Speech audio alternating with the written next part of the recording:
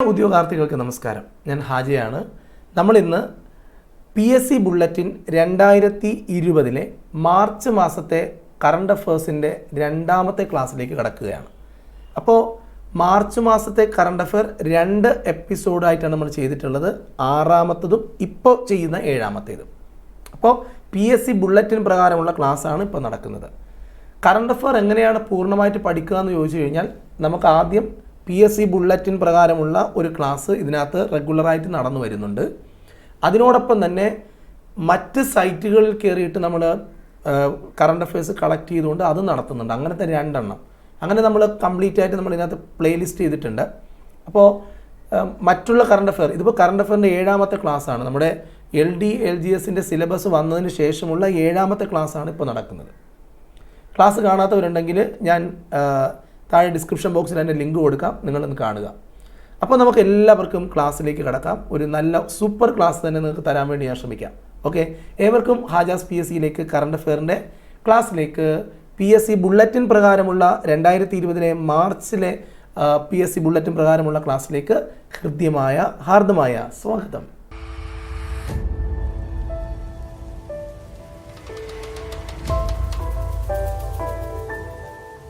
അപ്പോൾ നമുക്ക് ഒന്നാമത്തെ ഫാക്റ്റിലേക്ക് കടക്കാം. ഓൾ ഇന്ത്യ മലയാളി അസോസിയേഷൻ്റെ ആദ്യത്തെ വനിതാ പുരസ്കാരം നേടിയിരിക്കുകയാണ് കഴിഞ്ഞ മന്ത്രിസഭയിലെ റിയൽ ഹീറോ ആയി മാറിയ KK ശൈലജ ടീച്ചർ. ആരോഗ്യ വകുപ്പ് മന്ത്രിയായിരുന്നു KK ശൈലജ ടീച്ചർ. ഈ മന്ത്രിസഭയിലും KK ശൈലജ ടീച്ചറിനെ ഉൾപ്പെടുത്തണം എന്ന് സമൂഹ മാധ്യമങ്ങളിലൂടെ ആരാധകർ മുറവിള കൂട്ടിയിട്ടുണ്ടായിരുന്നു. പക്ഷേ എന്തായാലും ഒരു മന്ത്രി എന്ന നിലയിൽ 100% ജനങ്ങൾ, കേരള ജനത അംഗീകരിച്ച ഒരു മന്ത്രി തന്നെയായിരുന്നു KK Shailaja. All India Malayali അസോസിയേഷൻ്റെ ആദ്യത്തെ ശ്രേഷ്ഠ വനിതാ പുരസ്കാരം കേരള ആരോഗ്യ വകുപ്പ് മന്ത്രി KK ശൈലജ ടീച്ചറിന് ലഭിച്ചിരിക്കുകയാണ്. നോക്കാം അടുത്ത ചോദ്യം.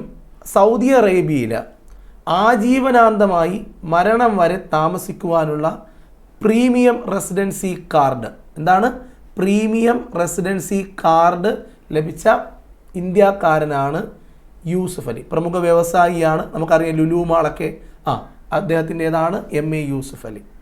വളരെയധികം ജീവകാരുണ്യ പ്രവർത്തനങ്ങളൊക്കെ ചെയ്യുന്ന ഒരു വ്യക്തിയായിട്ടാണ് എനിക്ക് അനുഭവപ്പെട്ടിട്ടുള്ളത് MA യൂസുഫ് അലി. ഓക്കെ, അദ്ദേഹത്തിന് ഇടയ്ക്കൊരു ഹെലികോപ്റ്റർ അപകടമൊക്കെ ഉണ്ടായി. പക്ഷേ ദൈവകാരുണ്യം കൊണ്ട് അദ്ദേഹത്തിന് അപകടമൊന്നും സംഭവിച്ചില്ല.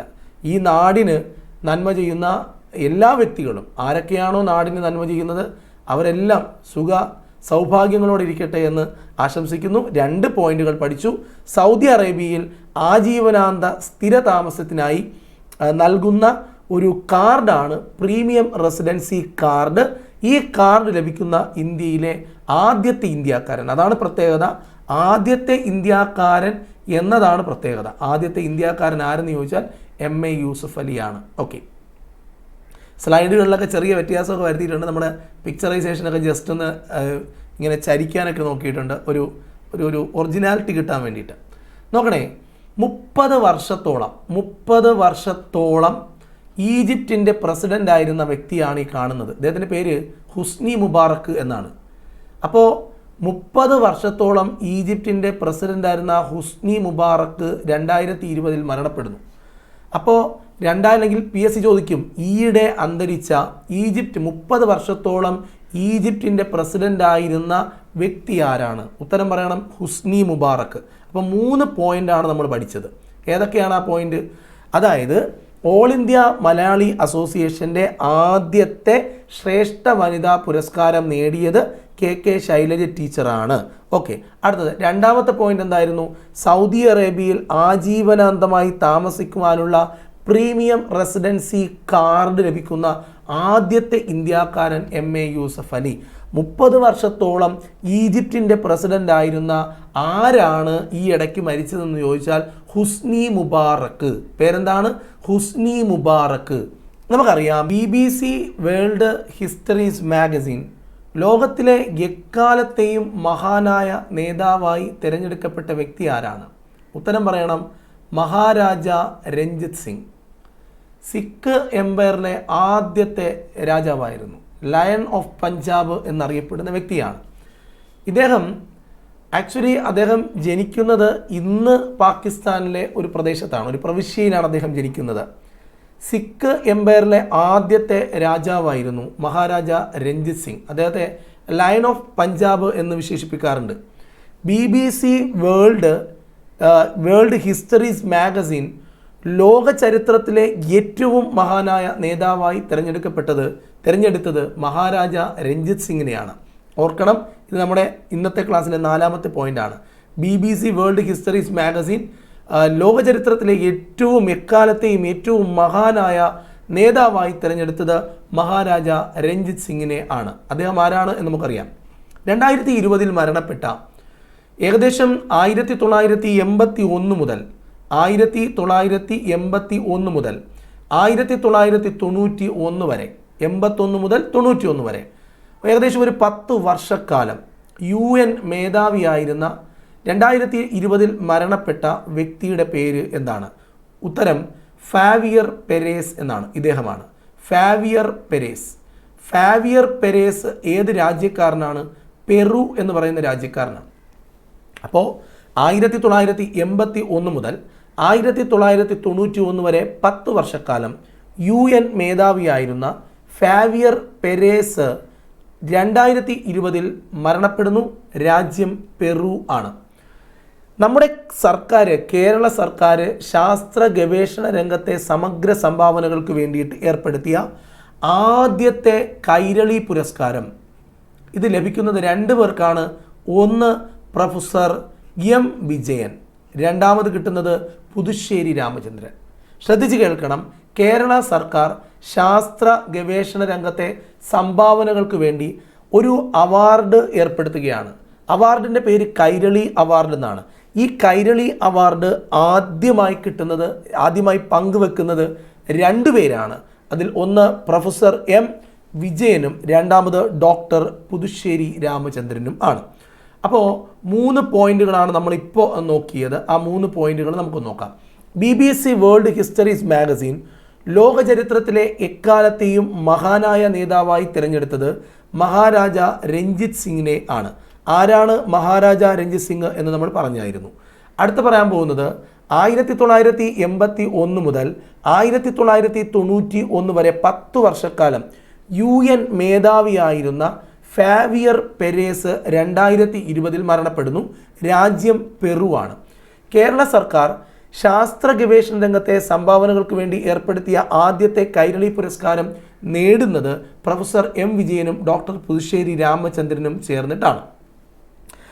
നമുക്കറിയാം, വനിതാ ദിനാചരണത്തിൻ്റെ ഭാഗമായി രാഷ്ട്രപതി സമ്മാനിക്കുന്ന നാരീശക്തി പുരസ്കാരം, നാരീശക്തി പുരസ്കാരം എന്തിൻ്റെ ഭാഗമായി?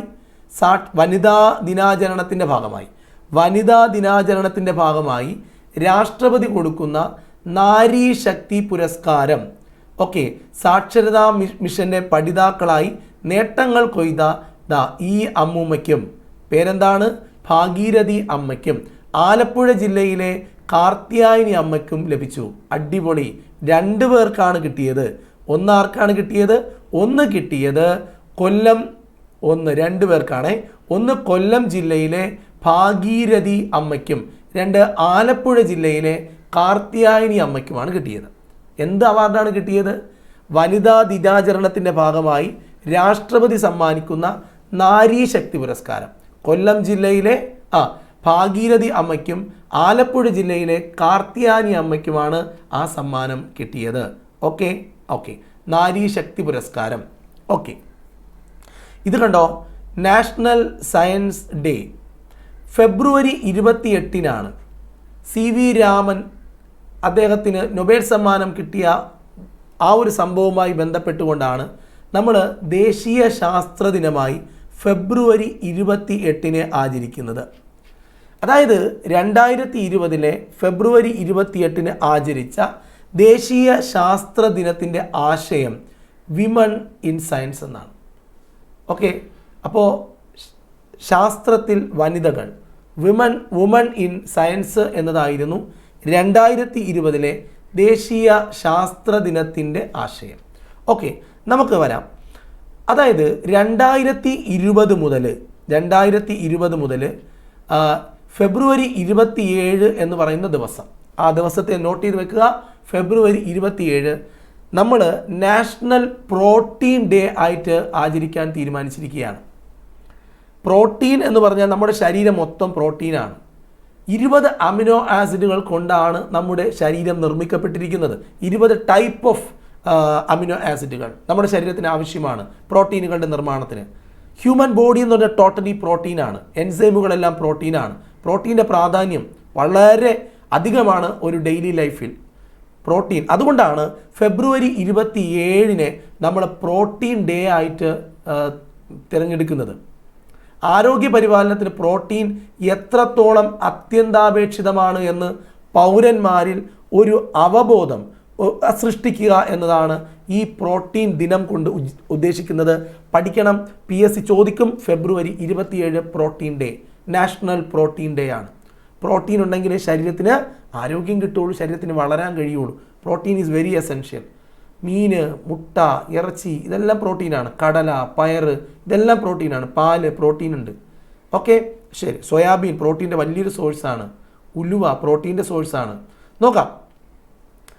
വിദ്യാഭ്യാസ സ്ഥാപനങ്ങളിലെ രാഷ്ട്രീയ പ്രവർത്തനം നിരോധിച്ചുകൊണ്ട് 2020 കേരള ഹൈക്കോടതി ഉത്തരവ് വിടുന്നത്. അപ്പോൾ വിദ്യാഭ്യാസ സ്ഥാപനങ്ങളിലെ സമരവും രാഷ്ട്രീയ പ്രവർത്തനം ഇത് നിരോധിച്ചുകൊണ്ട് ഉത്തരവിട്ട ഹൈക്കോടതി ഏതാണ് എന്ന് PSC ചോദിക്കുമ്പോൾ നമ്മൾ ഉത്തരം പറയണം. ദാ ഇവിടെ ഈ ചിത്രവും കൂടെ ഓർമ്മിച്ച് വെച്ചോണം.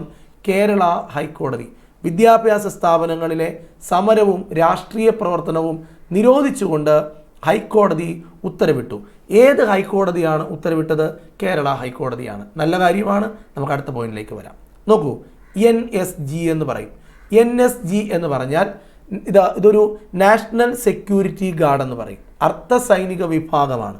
നോക്കൂ, നാഷണൽ സെക്യൂരിറ്റി ഗാർഡ് ഇതിൻ്റെ റീജിയണൽ ഹബ്ബ് ക്യാമ്പസ് തുടങ്ങിയ സ്ഥലം എവിടെയാണ്? അതായത് NSG അവരുടെ ഒരു പരേഡാണ് നമുക്കിവിടെ ചിത്രത്തിൽ കാണാൻ പറ്റുന്നത്. NSGയുടെ റീജിയണൽ ഹബ്ബ് ക്യാമ്പസ് എവിടെയാണ് നിലവിൽ വന്നത് എന്നതായിരിക്കും PSCയുടെ ചോദ്യം. ഉത്തരം പറയണം, കൽക്കട്ട. ഇതാരാണ് ഉദ്ഘാടനം ചെയ്തതെന്ന് ചോദിച്ചാൽ നമ്മുടെ ആഭ്യന്തരമന്ത്രിയായ അമിത്ഷായാണ് ഉദ്ഘാടനം ചെയ്തത്. നാഷണൽ സെക്യൂരിറ്റി ഗാർഡിൻ്റെ റീജിയണൽ ഹബ്ബ് ക്യാമ്പസ് നിലവിൽ വന്നത് കൽക്കട്ടയിലാണ്. അത് ഉദ്ഘാടനം ചെയ്തത് ആഭ്യന്തരമന്ത്രിയായ ആരാണ്? അമിത്ഷായാണ് ഉദ്ഘാടനം ചെയ്തത്. ഇവിടെ നമുക്ക് കാണാൻ പറ്റുന്നുണ്ട് നല്ല ലോഗോയൊക്കെ വെച്ചിട്ട്. ആ ലോഗോയിൽ കുറേ മൃഗങ്ങളും മരങ്ങളും ഒക്കെ ഇങ്ങനെ കാണുന്നുണ്ട്. സൂപ്പർ ലോഗോയാണ്.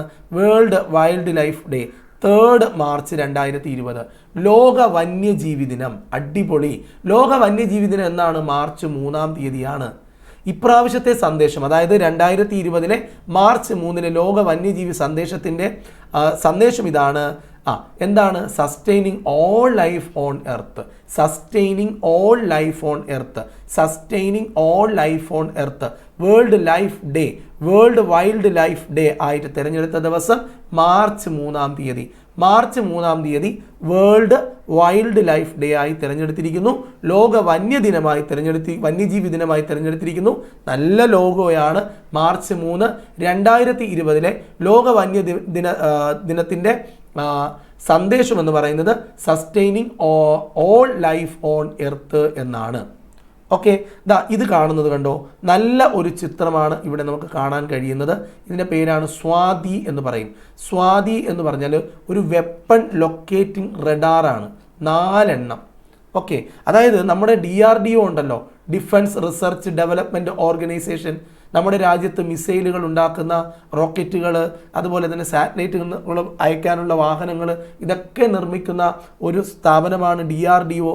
DRDOയും ഫെല്ലും മേക്ക് ഇൻ ഇന്ത്യ എന്ന് പറയുന്ന പദ്ധതി പ്രകാരം, അപ്പോൾ DRDOയും ഫെല്ലും കൂടെ മേക്ക് ഇൻ ഇന്ത്യ എന്ന് പറയുന്ന ഒരു വലിയ പരിപാടി, ആ പരിപാടിയുടെ ഭാഗമായിട്ട് നിർമ്മിച്ച റഡാർ സംവിധാനമാണ് സ്വാതി.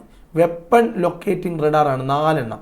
ഇത് വാങ്ങുവാൻ യൂറോപ്യൻ രാജ്യമായ അർമേനിയ. അടുത്ത ഫാക്ട് നോക്കാം. 2020 ഏപ്രിൽ 1 മുതൽ 10 പൊതുമേഖലാ ബാങ്കുകളെ ലയിപ്പിച്ചുകൊണ്ട് 4 എണ്ണമാക്കാൻ തീരുമാനിച്ചിട്ടുണ്ട്. ഇനി ഒരു 4 ബാങ്ക് ബാക്കിയുണ്ട്. അത് ഏതൊക്കെയാണെന്ന് ചോദിച്ചാൽ ഇവിടെയുണ്ട്. Punjab national bank, Canara bank, Indian bank, union bank. അവശേഷിക്കുന്ന 4 ബാങ്കുകൾ ലയനത്തിന് ശേഷം. അപ്പോൾ 10 പൊതുമേഖലാ ബാങ്കുകളെ ലയിപ്പിച്ചുകൊണ്ട് 4 ബാങ്ക് ആക്കാൻ തീരുമാനിച്ചിട്ടുണ്ട് 2020 ഏപ്രിൽ 1 മുതൽ. അപ്പോൾ 2020 ഏപ്രിൽ 1 മുതൽ 10 പൊതുമേഖലാ ബാങ്കുകളെ ലയിപ്പിച്ച് 4 എണ്ണമാക്കും. പോയിട്ട് 4 ബാങ്കുകളുണ്ട്. ആ 4 ബാങ്ക് ഏതൊക്കെയാണെന്ന് ചോദിച്ചാൽ, ഒന്ന് Punjab national bank, Canara bank, Indian union bank, union bank of India. ഇത്രയുമാണ്. ഓക്കെ, ഇതറിയാമോ? നമ്മളൊക്കെ കൊച്ചുകാലത്ത് ക്രിക്കറ്റ് കളിച്ച് വരുമ്പോൾ ക്രിക്കറ്റ് ടീമിലുണ്ടായിരുന്ന ഒരു അംഗമാണ് സുനിൽ ജോഷി. സുനിൽ ജോഷി നല്ലൊരു സ്പിന്നറാണ്, അത്യാവശ്യം ബാറ്റിങ്ങും ചെയ്യും. ഇന്ത്യൻ ക്രിക്കറ്റ് കൺട്രോൾ ബോർഡിൻ്റെ പുതിയ സെലക്ഷൻ കമ്മിറ്റി ചെയർമാനാണ്. അടിപൊളി. അപ്പോൾ ഇന്ത്യൻ ക്രിക്കറ്റ് കൺട്രോൾ ബോർഡിൻ്റെ പുതിയ സെലക്ഷൻ കമ്മിറ്റിയുടെ ചെയർമാൻ, ആൾക്കാരെയൊക്കെ സെലക്ട് ചെയ്യില്ലേ, പുതിയ കളിക്കാരെയൊക്കെ സെലക്ട് ചെയ്യുന്ന ആ ഒരു സെലക്ഷൻ കമ്മിറ്റിയുടെ ചെയർമാനാണ് സുനിൽ ജോഷി. വലിയൊരു പദവിയാണ് കേട്ടോ. ഒരു ക്രിക്കറ്റ് കളിക്കാരൻ അദ്ദേഹത്തിൻ്റെ നല്ല പ്രാക്ടീസൊക്കെ ചെയ്ത് അവർ ഇന്ത്യൻ ക്രിക്കറ്റ് ടീമിൻ്റെ അംഗമാകുക എന്ന ലക്ഷ്യത്തോടു കൂടിയാണ് രാവിലെ ഈ ബാഗൊക്കെ പറക്കി എടുത്തങ്ങ് പോകുന്നത്. മഴയൊന്നും വെയിലൊന്നും ഒന്നും നോക്കാതെ ക്രിക്കറ്റ് കളി. അപ്പോൾ ഇവരുടെയൊക്കെ മുന്നിലേക്ക് എത്തുമ്പോൾ ഇവരൊക്കെ അത് ഫേസ് ചെയ്ത ആൾക്കാരാണ്. എന്തായാലും ഇന്ത്യൻ ക്രിക്കറ്റ് ബോർഡിൻ്റെ കൺട്രോൾ ബോർഡിൻ്റെ പുതിയ സെലക്ഷൻ കമ്മിറ്റി ചെയർമാനായി വന്ന വ്യക്തിയാണ് സുനിൽ ജോഷി എന്ന് പറയുന്ന വ്യക്തി. സ്പിന്നറാണ് കേട്ടോ. അതുപോലെ തന്നെ കേന്ദ്ര ഗവൺമെൻറ്റിൻ്റെ പുതിയ സാമ്പത്തിക വകുപ്പിൻ്റെ സെക്രട്ടറിയായി തിരഞ്ഞെടുക്കപ്പെട്ട വ്യക്തിയുടെ ചിത്രമാണ് ഇവിടെ കാണുന്നത്. അദ്ദേഹത്തിൻ്റെ പേരാണ് അജയ് ഭൂഷൺ പാണ്ഡെ. അജയ് ഭൂഷൺ പാണ്ഡെ ആരാണ്? കേന്ദ്ര സർക്കാരിൻ്റെ പുതിയ സാമ്പത്തിക വകുപ്പ് സെക്രട്ടറി. അപ്പോൾ കേന്ദ്ര സർക്കാരിൻ്റെ, അതായത് കേന്ദ്ര ഗവൺമെൻറ്റിൻ്റെ പുതിയ സാമ്പത്തിക വകുപ്പ് സെക്രട്ടറിയുടെ പേരാണ് അജയ് ഭൂഷൺ പാണ്ഡെ. അജയ് ഭൂഷൺ പാണ്ഡെ എന്നാണ് പേര്. മധ്യപ്രദേശിൻ്റെ സാംസ്കാരിക പൈതൃകം പ്രദർശിപ്പിച്ച 2020 ഫെസ്റ്റിൻ്റെ പേര് PSC ചോദിക്കും. നമ്മൾ പറയണം നമസ്തേ ഓർഗ. നമസ്തേ ഓർഗ എന്താണ്? മധ്യപ്രദേശിൻ്റെ സാംസ്കാരിക പൈതൃകങ്ങൾ പ്രദർശിപ്പിച്ച ഒരു 2020 ഒരു ഫെസ്റ്റാണ് നമസ്തേ ഓർഗ എന്ന് പറയും. മറന്നു പോകരുതേ, നമസ്തേ ഓർഗ. അപ്പോൾ മധ്യപ്രദേശിൻ്റെ സാംസ്കാരിക പൈതൃകങ്ങൾ പ്രദർശിപ്പിച്ച 2020 ഫെസ്റ്റാണ് നമസ്തേ ഓർഗ. നോക്കൂ, 2020 61ാമത്തെ കേന്ദ്ര ലളിതകലാ അക്കാദമി അവാർഡ് രാഷ്ട്രപതി 15 കലാകാരന്മാർക്ക് സമ്മാനിച്ചു. പുരസ്കാരം ലഭിച്ച മലയാളികൾ 2 പേരാണ്. ഒന്ന് അനൂപ് മാൻസുഗി ഗോപിയും 2 സുനിൽ തിരുവയ്യൂറും. അപ്പോൾ 61ാമത്തെ 2020 നൽകിയത് എത്രാമത്തെ അവാർഡാണ് എന്നൊരു ക്വസ്റ്റ്യൻ ചോദിക്കാം.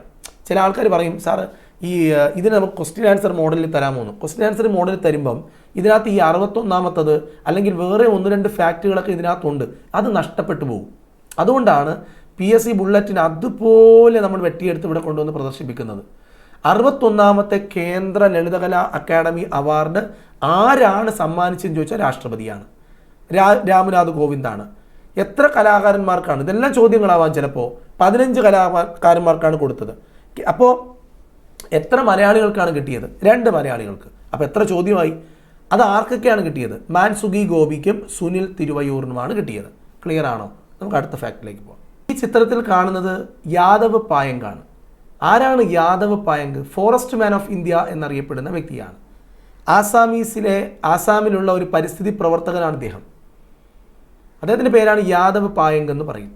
ഫോറസ്റ്റ് മാൻ ഓഫ് ഇന്ത്യ എന്നാണ് അറിയപ്പെടുന്നത്. എന്തിനാണ് ഇവിടെ ഇദ്ദേഹത്തിൻ്റെ ചിത്രം കാണിച്ചിരിക്കുന്നത്? അദ്ദേഹത്തിന് ഒരു അവാർഡ് കിട്ടിയിട്ടുണ്ട്. എന്താണ് അവാർഡ്? കോമൺവെൽത്ത് രാജ്യങ്ങളിൽ അവരിൽ നിന്നും സെലക്ട് ചെയ്യുന്ന ആൾക്കാർക്ക് points of light award. Commonwealth points of light award കിട്ടിയിരിക്കുന്നത് യാദവ് പായങ്കിനാണ്. അദ്ദേഹത്തെ ഫോറസ്റ്റ് മാൻ ഓഫ് ഇന്ത്യ എന്നാണ് വിളിക്കുന്നത്. ആസാമിലുള്ള പരിസ്ഥിതി പ്രവർത്തകനാണ്. ആസാമീസ് പരിസ്ഥിതി പ്രവർത്തകനാണ് ഇദ്ദേഹത്തിൻ്റെ പേര് യാദവ് പായങ്ക് എന്നാണ്. അദ്ദേഹത്തിന് കിട്ടിയിരിക്കുന്നത് Commonwealth points of light award ആണ്. ഇവിടെ ഒരു നല്ല ചിത്രം കാണുന്നുണ്ട്. 4ാമത് ഗ്ലോബൽ ആയുർവേദ ഫെസ്റ്റിവൽ എവിടെയാണ് നടന്നത്? നമ്മുടെ കേരളത്തിലാണ്, കൊച്ചിയിലാണ് നടന്നത്. കൊച്ചി ആണ് അതിന് വേദിയായത്. മറന്നു പോകരുത്, 4ാമത്തെ ആയുർവേദ ഗ്ലോബൽ ആയുർവേദ ഫെസ്റ്റിവൽ, 4ാമത്തെ ഗ്ലോബൽ ആയുർവേദ ഫെസ്റ്റിവലിന് വേദിയായ നഗരമാണ് കേരളത്തിലെ കൊച്ചി എന്ന് പറയുന്ന നഗരം. 4ാമത് ഗ്ലോബൽ ആയുർവേദ ഫെസ്റ്റിവൽ. ഓക്കെ, അടുത്ത പോയിന്റിലേക്ക് വരാം. ദേശീയപാതകളിലുള്ള എല്ലാ ക്രോസിങ്ങുകളും ഒഴിവാക്കാൻ പോവുകയാണ്.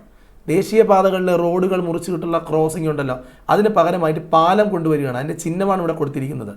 സേതു ഭാരതം എന്നാണ് ആ പരിപാടിയുടെ പേര്. അതിൻ്റെ ഒരു ലോഗോ വളരെ വ്യക്തമായിട്ട് നമുക്കിവിടെ കാണാൻ പറ്റും. സേതു ഭാരതം ഇവിടെ കൊടുക്കേണ്ട, ഇത് വാഹനങ്ങൾ പോവുകയാണ്, ഇതിന് മുകളിൽ ഇങ്ങനെ പാലം എന്നാണ് ഇതിൻ്റെ സിംബോളിക് റെപ്രസെൻറ്റേഷനാണ്. അപ്പം ഇത് ഏത് പദ്ധതിയിലൂടെയാണ് നടപ്പിലാക്കുന്നതെന്ന് ചോദിച്ചാൽ സേതു ഭാരതം എന്ന് പറയുന്ന എല്ലാ ക്രോസിങ്ങും മാറ്റിയിട്ട് അതിൻ്റെ മുകളിലൂടെ പാലങ്ങൾ വരും. അപ്പോൾ ദേശീയപാത നല്ല ക്ലീനായിട്ട് വാഹനങ്ങൾക്ക് പോകാനും കഴിയും. പദ്ധതിയുടെ പേര് മറക്കണ്ട, സേതു ഭാരതം എന്നാണ്. നല്ല പോയിന്റ്, മുട്ടായി പോയിന്റുകളാണ്. കേന്ദ്ര തൊഴിൽ വകുപ്പ് മന്ത്രിയുടെ പേരാണ് സന്തോഷ് ഗംഗ്വാർ. അപ്പോൾ കേന്ദ്ര തൊഴിൽ വകുപ്പ് മന്ത്രിയുടെ പേരെന്താണെന്ന് ചോദിച്ചാൽ ഉത്തരം പറയണം, സന്തോഷ് ഗംഗ്വാർ ആണ്. സന്തോഷ് ഗംഗ്വാർ ജനിക്കുന്നത് ബറേലിയിലാണ്. അദ്ദേഹം ഇപ്പോൾ കേന്ദ്രമന്ത്രി ആവുന്ന സമയത്ത് ഏകദേശം 72 വയസ്സ് പ്രായമുണ്ട്. അപ്പോൾ എന്തായാലും കേന്ദ്ര തൊഴിൽ വകുപ്പ് മന്ത്രി ആരാന്ന് ചോദിച്ചാൽ ഉത്തരം പറയണം, സന്തോഷ് ഗംഗ്വാർ ആണ്. BJP സ്ഥാനാർത്ഥിയായിട്ടാണ് അദ്ദേഹത്തിൻ്റെ മണ്ഡലത്തിൽ നിന്നും ജയിച്ചത്. കേന്ദ്ര തൊഴിൽ വകുപ്പ് മന്ത്രിയാണ് സന്തോഷ് ഗംഗ്വാർ എന്ന്.